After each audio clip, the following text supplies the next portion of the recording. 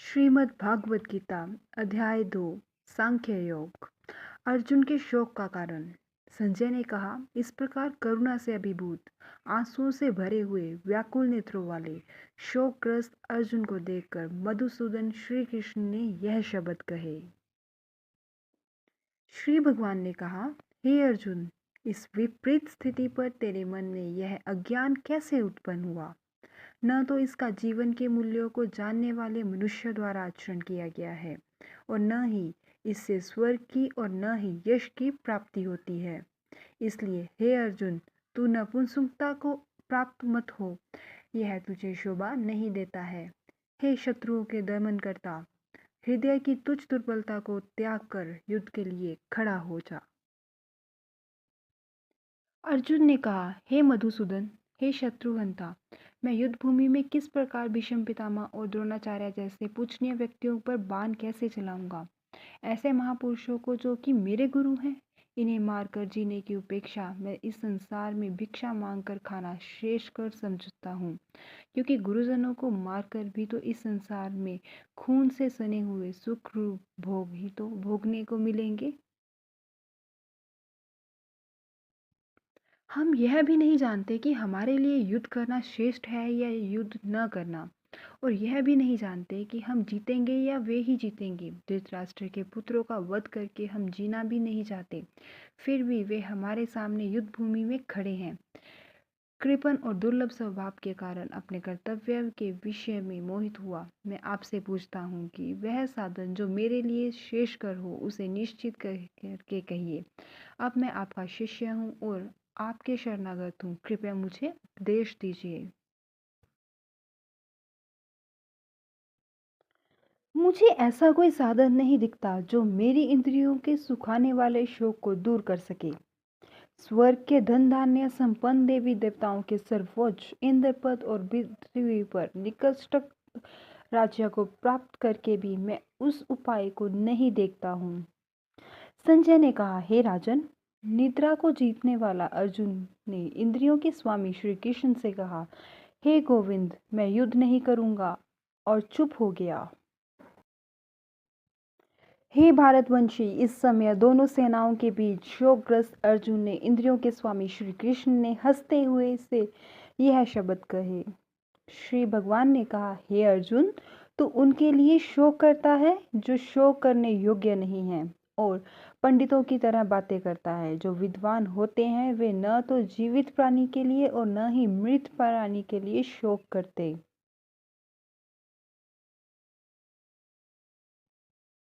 ऐसा कभी नहीं हुआ कि मैं किसी भी समय में नहीं था या तू नहीं था, अथवा ये समस्त राजा नहीं थे, और न ऐसा ही होगा कि भविष्य में हम सब नहीं रहेंगे।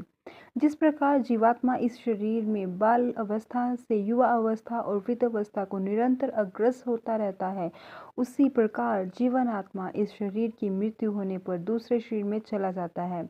ऐसे परिवर्तन से धीर मनुष्य मोह को प्राप्त नहीं होते हैं। हे कुंती पुत्र, सुख दुख को देने वाले विषयों के क्षणिक संयोग तो केवल इंद्रिय बोध से उत्पन्न होने वाले सर्दी तथा गर्मी की ऋतुओं के समान आने जाने वाले हैं। इसलिए हे भारतवंशी, तू अविचल भाव से उनको सहन करने का प्रयत्न कर।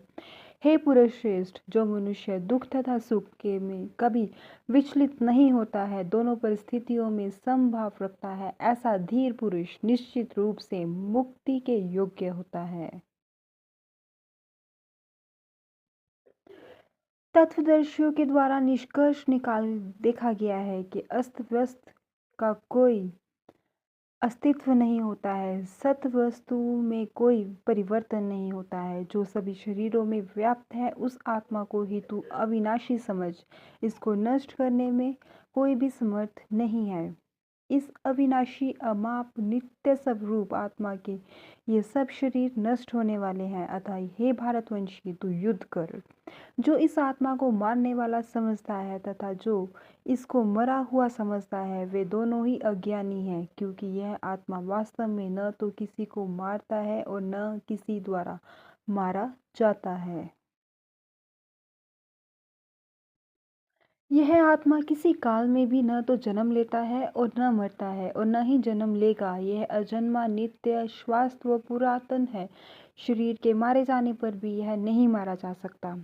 हे पृथापुत्र, जो मनुष्य इस आत्मा को अविनाशी, शाश्वत, अजन्मा और अव्यय जानता है, वह मनुष्य किसी को कैसे मार सकता है या किसी के द्वारा कैसे मारा जा सकता है। जिस प्रकार मनुष्य पुराने वस्त्रों को त्याग कर दूसरे नए वस्त्रों को धारण करता है, उसी प्रकार आत्मा पुराने तथा व्यर्थ के शरीरों को त्याग कर नए शरीरों को धारण करता है।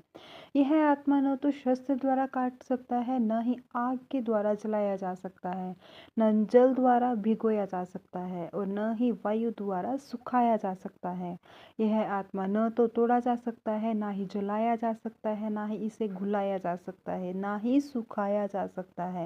यह आत्मा शाश्वत, सर्वव्यापी, अविकारी, स्थिर और सदैव एक सा रहने वाला है। यह आत्मा अदृश्य, अकल्पनीय और अपरिवर्तनीय कहा जाता है। इस प्रकार आत्मा को अच्छी तरह जानकर तू शोक करने के योग्य नहीं है। हे महाबाहु, यदि तू इस आत्मा को सदा जन्म लेने वाला तथा सदा मरने वाला मानता है, तो भी तू इस प्रकार शोक करने योग्य नहीं है। जिसने जन्म लिया उसकी मृत्यु निश्चित है और मृत्यु के पश्चात पुनर्जन्म निश्चित है। अतः इस बिना उपाय वाले विषय में तू शोक करने योग्य नहीं है।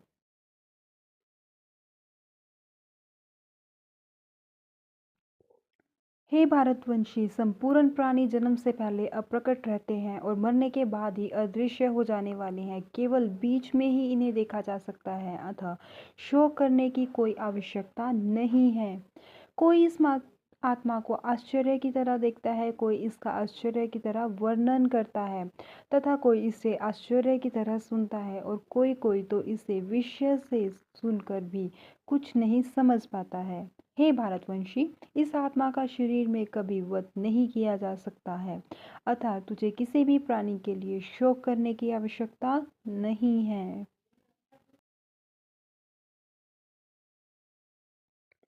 हे अर्जुन, क्षत्रिय होने के कारण अपने धर्म का विचार करके भी तू संकोच करने योग्य नहीं है, क्योंकि क्षत्रिय के लिए धर्म के लिए युद्ध करने के अलावा अन्य कोई श्रेष्ठ कार्य नहीं है। हे पार्थ, वे क्षत्रिय भाग्यवान हैं जिन्हें ऐसे युद्ध के अवसर अपने आप प्राप्त होते हैं, जिससे उनके लिए स्वर्ग के द्वार खुल जाते हैं। किंतु यदि तू इस धर्म के लिए युद्ध नहीं करेगा, तो अपनी कीर्ति को खोकर कर्तव्य कर्म की उपेक्षा करने पर पाप को प्राप्त होगा।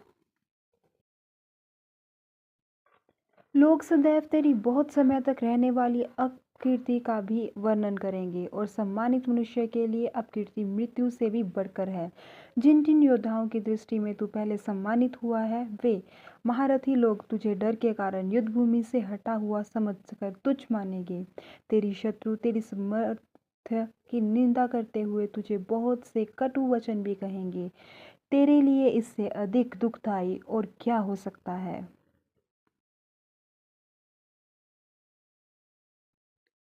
हे कुंती पुत्र, यदि तू युद्ध में मारा गया तो स्वर्ग को प्राप्त करेगा और यदि तू युद्ध जीत गया तो पृथ्वी का साम्राज्य भोगेगा। अतः तू दृढ़ संकल्प करके खड़ा हो जा और युद्ध कर। सुख या दुख, हानि या लाभ और विजय या पराजय का विचार त्याग कर युद्ध करने के लिए ही युद्ध कर। ऐसा करने से तू पाप को प्राप्त नहीं होगा।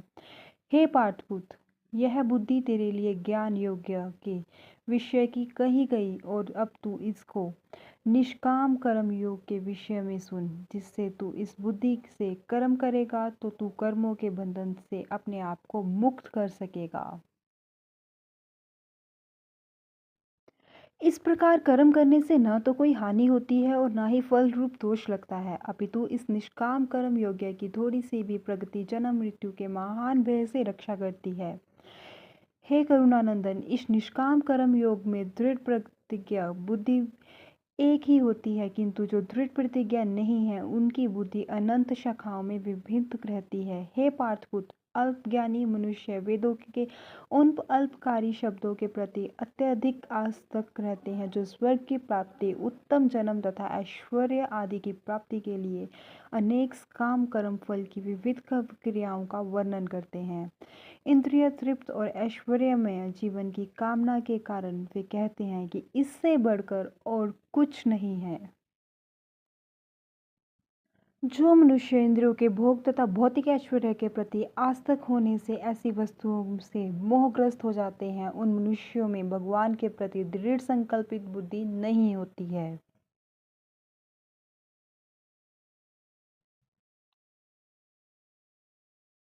हे अर्जुन, वेदों के मुख्य रूप से प्रकृति के तीनों गुणों का वर्णन हुआ है, इसलिए तू इन तीनों गुणों से ऊपर उठ। हर्ष, शोक आदि द्वंद्वों से रहित तथा सुरक्षा की सारी चिंताओं से मुक्त आत्म प्रायणन बन। सभी तरफ से परिपूर्ण जलाशय के प्राप्त हो जाने पर छोटे जलाशय के प्रति मनुष्य का जितना प्रयोजन रहता है, ब्रह्म को तत्व से जानने वाले ब्राह्मण का समस्त वेदों से उतना ही प्रयोजन रह जाता है।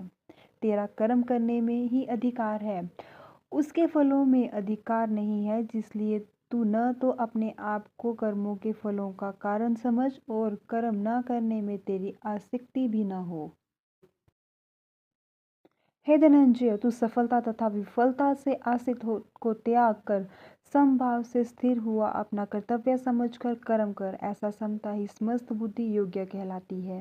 हे धनंजय, इस समस्त बुद्धि योग्य के द्वारा समस्त निंदनीय कर्म से दूर रहकर उसी भाव से ऐसा चैतन्य परमात्मा की शरण ग्रहण कर समाप्त कर्म के फलों को चाहने वाले मनुष्य अत्यंत कंजूस होते हैं। सम्मत बुद्धि योग्य के द्वारा मनुष्य इसी जीवन में अपने आप को पुण्य और पाप कर्मों से मुक्त कर लेते हैं, अतः तू इसी योग्य में लग जा, क्योंकि इसी योग के द्वारा ही सब कार्य कुशलता पूर्वक पूर्ण होते हैं।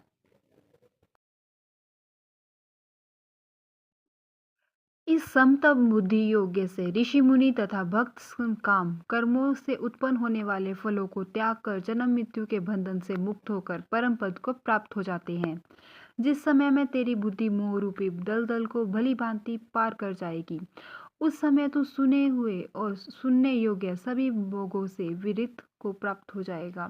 वैदिक ज्ञान के वचनों को सुनने से विचलित हुई तेरी बुद्धि जब एकनिष्ठ और स्थिर हो जाएगी, तब तू आत्म साक्षात्कार करके उस दिव्य चेतना रूप परमात्मा को प्राप्त हो जाएगा। अर्जुन ने कहा, हे केशव, अध्यात्म में लीन स्थिर बुद्धि वाले मनुष्य का क्या लक्षण है? वह स्थिर बुद्धि मनुष्य कैसे बोलता है, किस तरह बैठता है और किस प्रकार चलता है? श्री भगवान ने कहा, हे पार्थ, जब मनुष्य मनोरथ से उत्पन्न होने वाली इंद्रिय तृप्त की सभी प्रकार की कामनाओं परित्याग कर देता है, जब विशुद्ध हुआ उसका मन आत्मा में ही संतोष प्राप्त करता है, तब वह मनुष्य विशुद्ध चेतना में स्थिर कहा जाता है। दुखों की प्राप्त होने पर जिसका मन विचलित नहीं होता है, सुखों की प्राप्ति की इच्छा नहीं रखता है, वो जो आसीत भय तथा क्रोध से मुक्त है, ऐसा स्थिर मन वाला मुनि कहा जाता है। इस संसार में जो मनुष्य न तो शुभ की प्राप्ति से हर्षित होता है और न अशुभ के प्राप्त होने पर द्वेष रखता है, ऐसी बुद्धि वाला पूर्ण ज्ञान से स्थिर होता है। जिस प्रकार कछुआ सब ओर से अपने अंगों को समेट लेता है, उसी प्रकार जब मनुष्य इंद्रियों और अन्य इंद्रियों विशेषों से सब प्रकार से खींच लेता है, तब वह पूर्ण चेतना में स्थिर होता है। इंद्रियों द्वारा विषयों को ग्रहण न करने वाले मनुष्य के विषय तो मिट जाते हैं, परंतु उनमें रहने वाली आसक्ति बनी रहती है। ऐसी स्थिर बुद्धि वाले मनुष्य की आसक्ति भी परमात्मा का साक्षात्कार करके मिट जाती है। हे अर्जुन, इंद्रियां इतनी प्रबल तथा वेगवान है कि जो मनुष्य इंद्रियों को वश में करने का प्रयत्न करता है, उस विवेकी की मनुष्य के मन को भी बलपूर्वक हर लेती हैं। जो मनुष्य इंद्रियों को पूर्णतः वश में रखते हुए अपनी चेतना को मुझसे स्थिर कर देता है, वही मनुष्य स्थिर बुद्धि वाला कहलाता है। इंद्रियों के विषयों का चिंतन करते हुए मनुष्य की उन विषयों से आसक्ति हो जाती है। ऐसी आसक्ति से उन विषयों की कामना उत्पन्न होती है और कामना में विघ्न पड़ने से क्रोध उत्पन्न होता है। क्रोध से अत्यंत पूर्ण मोह उत्पन्न होता है। मोह से स्मरण शक्ति में भ्रम उत्पन्न होता है। स्मरण शक्ति में भ्रम हो जाने से बुद्धि नष्ट हो जाती है और बुद्धि के नष्ट होने से मनुष्य का अधोपतन हो जाता है। किंतु सभी राग द्वेष से मुक्त रहने वाला मनुष्य अपनी इंद्रियों के संयम द्वारा मन को वश करके भगवान की पूर्ण कृपा प्राप्त कर सकता है। इस प्रकार भगवान की कृपा प्राप्त होने से संपूर्ण दुखों का अंत हो जाता है। तब उस पर संचित मन वाले मनुष्य की बुद्धि शीघ्र ही एक परमात्मा से पूर्ण रूप में स्थिर हो जाती है। जिस मनुष्य की इंद्रियां वश में नहीं होती, उस मनुष्य की न तो बुद्धि स्थिर होती है, न मन स्थिर होता है और न ही शांति प्राप्त होती है। उस शांति रहित मनुष्य को सुख किस प्रकार संभव है? जिस प्रकार पानी पर तैरने वाली नाव को वायु हर लेती है, उसी प्रकार विचरण करती हुई इंद्रियों में से किसी एक इंद्रिय पर मन निरंतर लगा रहता है। वह एक इंद्रिय ही मनुष्य की बुद्धि को हर लेती है। हे महाबाहु, जिसकी इंद्रियां अपने अपने विषयों से सभी प्रकार के वितृत होकर अपने वश में रहती है, उसी मनुष्य की बुद्धि स्थिर रहती है। जो सभी प्राणियों के लिए रात्रि के समान है, वह बुद्धि योग्य में स्थित मनुष्य के लिए जागने का समय होता है, और जो समस्त प्राणियों के लिए जागने का समय होता है, वह स्थिर प्रज्ञा मुनि के लिए वह रात्रि के समान होता है। जिस प्रकार अनेकों नदियां सभी ओर से परिपूर्ण दृढ़ प्रतिष्ठा वाले समुद्र में समुद्र को विचलित किए बिना ही समा जाती हैं, उसी प्रकार सभी इच्छाएं स्थिर प्रज्ञा मनुष्य के बिना विकार उत्पन्न किए ही समा जाती हैं। वही मनुष्य परम शक्ति को प्राप्त होता है, न कि इंद्रियां सुख चाहने वाला। जो मनुष्य समस्त भौतिक कामनाओं का परित्याग कर इच्छा रहित, ममता रहित और अहंकार रहित रहता है, वही परम शांति को प्राप्त कर सकता है। हे पार्थ, यह आध्यात्मिक जीवन का पथ है, जिसके प्राप्त करके मनुष्य कभी मोहित नहीं होता है। यदि कोई जीवन के अंतिम समय में भी इस पथ पर स्थिर हो जाता है, तब भी वह भगवत प्राप्ति करता है। इस प्रकार उपनिषद, ब्रह्म विद्या तथा योग शास्त्र रूप श्रीमद् भागवत गीता के श्री कृष्ण अर्जुन संवाद में गीतासार योग नाम का दूसरा अध्याय संपूर्ण हुआ। हरिओम तत्सत।